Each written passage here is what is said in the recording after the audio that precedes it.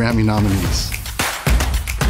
সঙ্গীত প্রেমীদের কাছে গ্র্যামি মানেই স্বপ্ন, স্বীকৃতি আর সৃষ্টির উৎসব। প্রকাশিত হয়েছে সেই বিশ্ব সঙ্গীতের সর্বোচ্চ আসরের মনোনয়ন তালিকা। মোট ৯৫টি বিভাগে প্রকাশিত হয়েছে মনোনীতদের নাম, যা ঘিরে সঙ্গীত জগতে এখন তোলপাড়। র‍্যাপ দুনিয়ার অবিসংবাদিত রাজা কেন্ড্রিক লামার আবারও প্রমাণ করলেন নিজের আধিপত্য। গত বছর ৫টি গ্র্যামি জয়ের পর এবার তিনি মনোনয়ন পেয়েছেন ৯টি বিভাগে।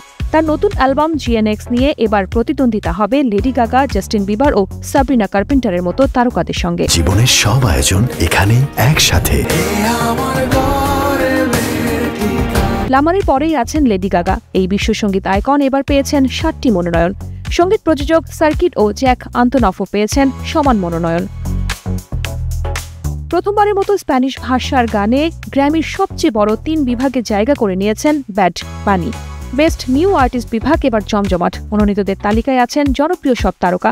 গ্র্যামিতে যুক্ত হয়েছে নতুন বিভাগ বেস্ট অ্যালবাম কভার। কে-পপ এখন শুধু এশিয়া নয়, বিশ্ব সঙ্গীতের এক শক্তিশালী নাম। এবারের মনোনয়ন তালিকায় বেশ কয়েকজন কে-পপ শিল্পীর নাম ঘুরছে আলোচনায়, বিশেষ করে নিউ জেন্স ও 17-এর দিকেই তাকিয়ে ভক্তরা।